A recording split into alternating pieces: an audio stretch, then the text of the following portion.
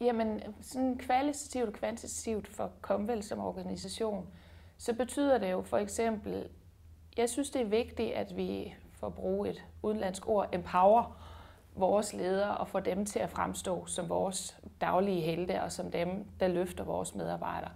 Og det synes jeg med det lille værtskabsværktøj, vi sidder tilbage med i dag, jamen så er det den enkelte leder, der kommer ud og tager fat i at drive værtskabsprocessen derude.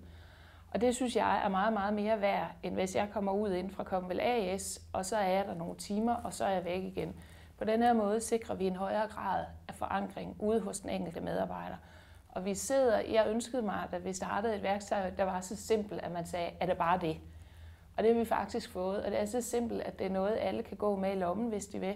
Man kan bygge videre på det, man kan gøre det til sit eget. Og på den måde, så synes jeg, man kan se en rigtig, rigtig stærk effekt.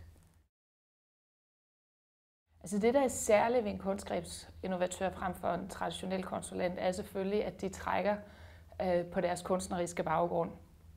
Og der kan man så sige, noget af det, man godt kan bekymre sig lidt for inden, det er, bliver det så for kunstnerisk og flapsi-hapsi.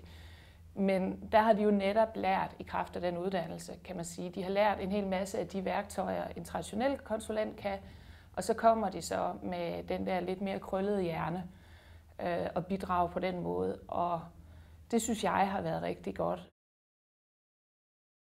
Vi sidder nu med et værktøj til at arbejde med det gode værtskab i, og vi har ikke været ude at sætte det i gang endnu. Men altså den værdi, der er i det, det er, jeg ønskede mig et værktøj, som den enkelte afdelingsleder kunne arbejde med selv, i stedet for at man skulle ud og høre en konsulent ind, eller jeg skulle ud og lave workshops, og noget, der kunne deles op i brudstykker, så man kan sige, hvis vi samler alle vores medarbejdere en halv dag, så har vi allerede brugt 500.000 i lønninger. Så hvis vi laver noget, som man kan stoppe ind i hverdagen, i de små huller, der trods alt er, så må jeg sige, et eller andet sted, så har vi sparet 500.000 der, og det er jo også en eller anden slags værdi. Den spin-off, der har været, altså ud over den helt konkrete økonomiske, jeg netop fortalte om, så har der jo været det, at for det første, så giver det altid sådan lidt en god fornemmelse, at man er med i noget nyt. Og jeg kan se, at vores kolleger her i huset har været rigtig interesserede og spændte på det i Holte, hvor det bliver arbejdet mere direkte one-on-one med de forskellige medarbejdere, har der haft en rigtig stor spin-off, fordi det er jo altid rart at være den, som er med til at lave noget nyt. Og det er spændende at prøve at gøre det på en lidt anderledes måde, så man kan sige, at det har været med til at løfte den interne trivsel.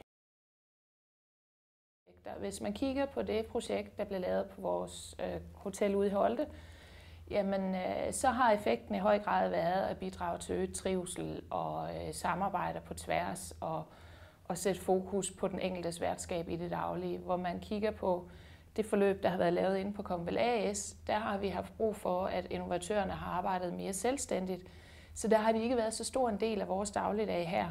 Så der har man ikke på samme måde haft en eller anden proceseffekt, vil jeg sige. De har selvfølgelig været ude og lave lidt research, været i kontakt med nogle hoteller og testet af undervejs, men der har proceseffekten ikke været lige så tydelig, som den var i Holte, hvor de på hotellet var meget mere involveret i den hverdag, der var. Men jeg vil sige, at begge dele har ført til gode resultater, så jeg vil ikke sige, at det ene er bedre end det andet. Ved at vi har fået sat fokus på snakken omkring, hvad er godt værtskab, så har vi i hvert fald kunne se i tidligere år, hvor vi har arbejdet med værtskab, at det, man har snakken internt, giver et helt andet commitment over for vores kunder. Og vi har altid kunnet måle i vores kundetilfredshedsundersøgelser, når vi har haft fokus på værtskabet, fordi vi kan bare se, så ryger den op. Og i sidste ende, så er det jo altså det, at vores gæster kommer igen, vi overhovedet lever af. Så jeg tror, det har rigtig stor betydning. Det er med til at gøre os mere kendt for vores værtskab, og derfor skiller os positivt ud i forhold til andre hoteller. Ingen tvivl om det.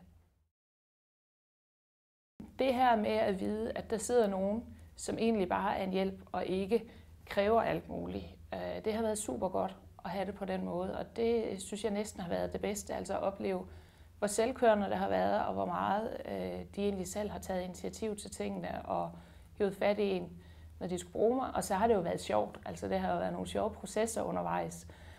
Normalt er jeg jo vant til, når man er til sådan nogle møder, altså så sidder jeg og hælder vand ud af ørerne, og det har jeg sikkert også gjort her.